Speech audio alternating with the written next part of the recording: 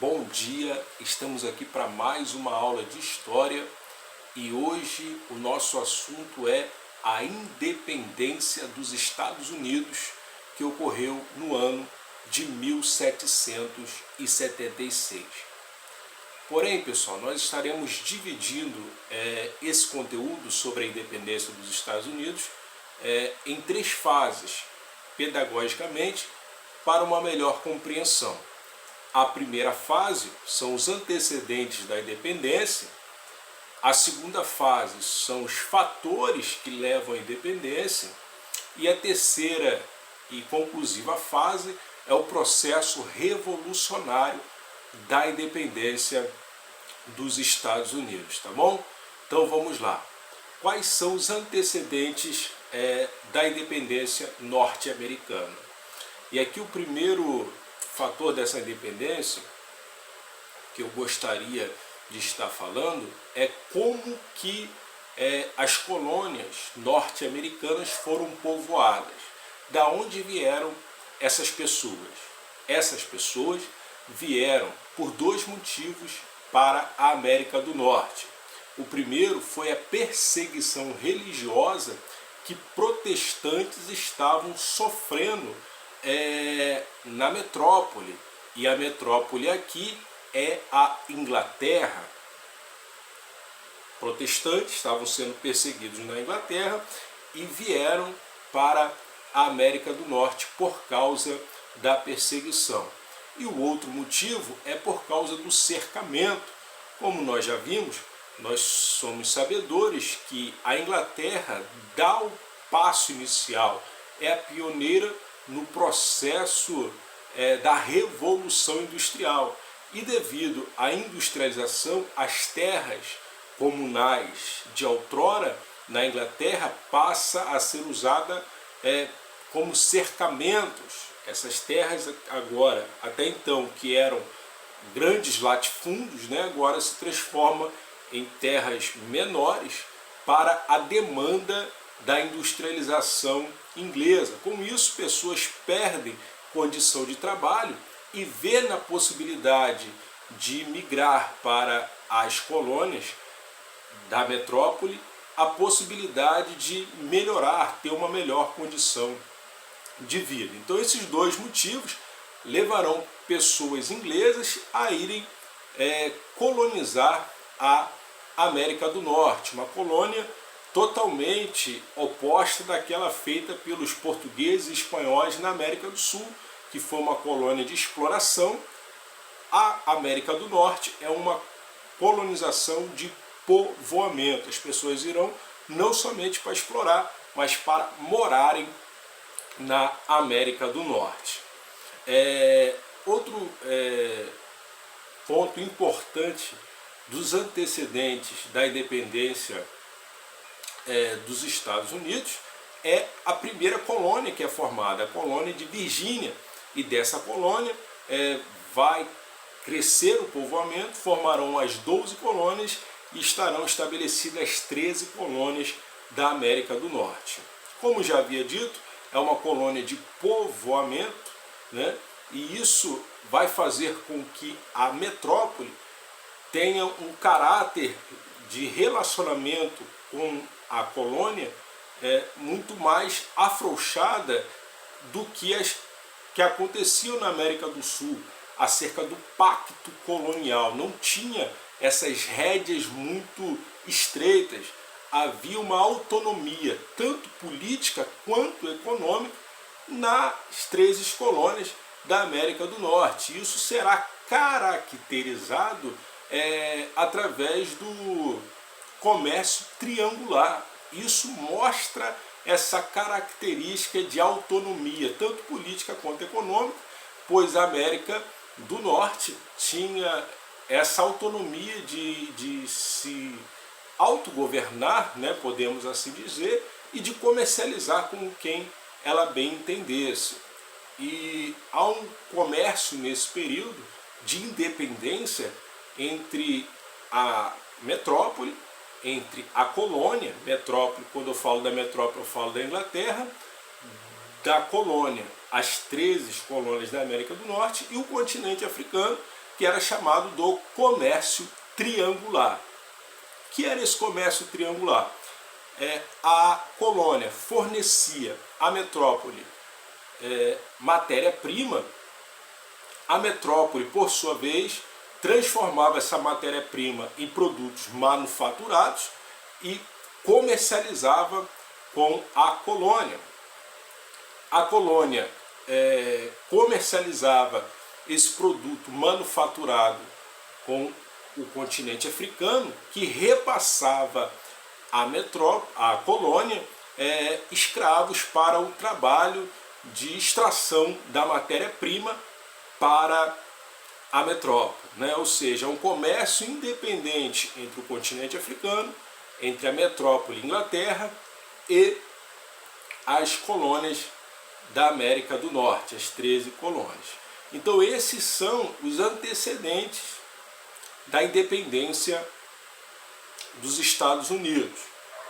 Agora vamos para os fatores, o que levou de fato à independência, se tudo parecia estar correndo tão bem.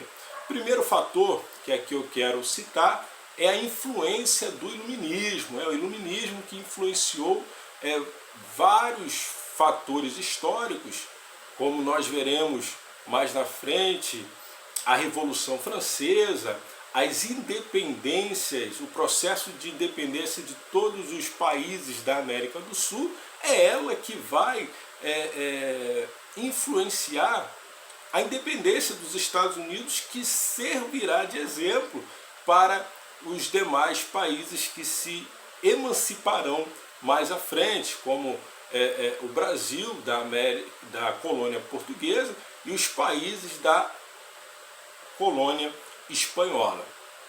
Então o iluminismo, devido ao seu caráter de liberdade e igualdade, vai influenciar esses colônios a buscarem sua emancipação política. Outro fator que levará à independência e que traz esse caráter de antecedente é a Guerra dos 7 Anos. O que foi a Guerra dos 7 Anos? Foi uma guerra entre Inglaterra e França, onde os ingleses saem vitoriosos na batalha.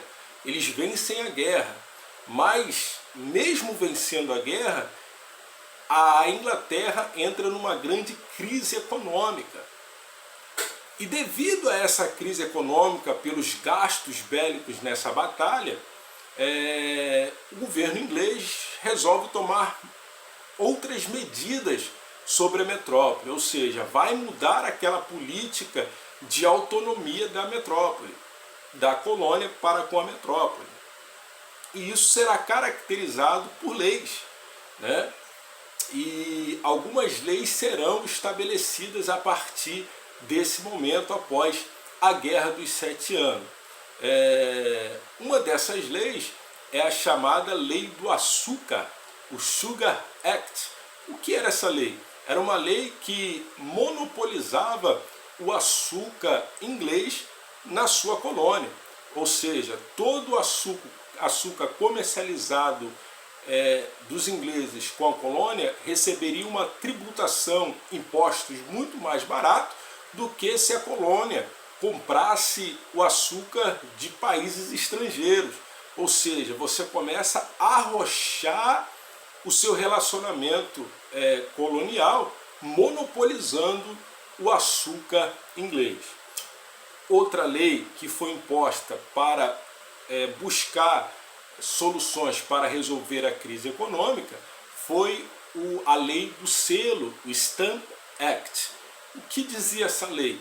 Que toda publicação feita na colônia, nas 13 colônias do norte, deveria receber o selo inglês, e esse selo não era barato. Então toda revista, todo jornal publicado nas colônias teria que receber o selo inglês, e esse selo não era barato.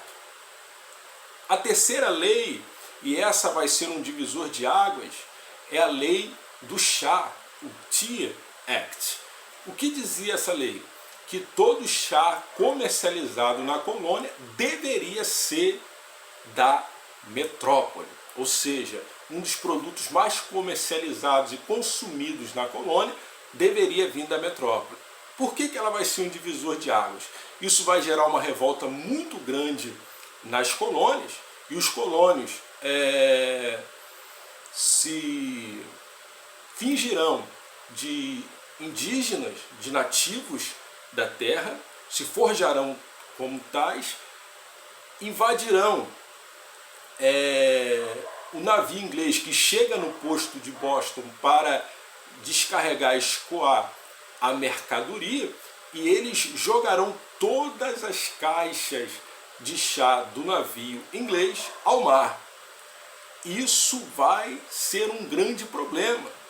Quando isso chega à metrópole, a metrópole, revoltada com a atitude dos colonos, impõe uma nova lei. A lei é intolerável. O que era essa lei? O que dizia a lei intolerável? A lei intolerável, primeiro, fecha o porto de Boston até que fosse paga toda a mercadoria, e a lei do aquartelamento. O que era a lei do aquartelamento?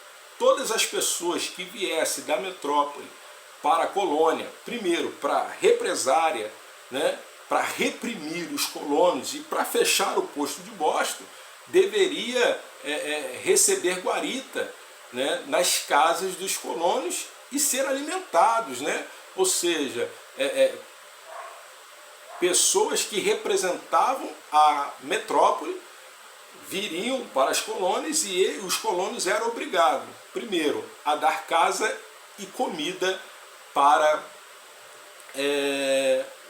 esses representantes da coroa inglesa. Isso vai gerar um grande problema nas 13 colônias, e esses problemas resultará na terceira fase da independência dos Estados Unidos, que é o processo revolucionário. E esse processo revolucionário, nós podemos dividir ele em duas fases, ou melhor, em dois congressos.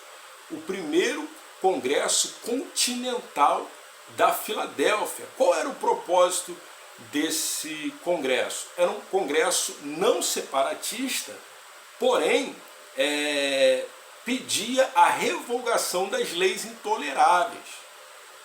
As 13 colônias se reúnem com o propósito de pedir a revogação das leis intoleráveis à metrópole, coisa que não vai ser aceita.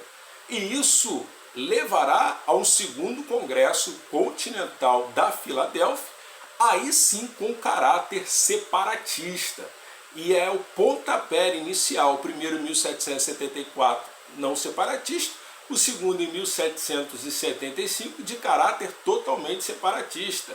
Isso dará início às guerras de independência das 13 colônias do norte, da América do Norte, contra a metrópole. Quem ganha? As 13 colônias vencem essas batalhas, e em 4 de julho de 1776 proclama a independência norte-americana, a chamada Independence Day. Porém, essa independência norte-americana só será reconhecida pela metrópole alguns anos depois, em 1783, no chamado Tratado de Paris. Tá ok, pessoal? Por hoje é só.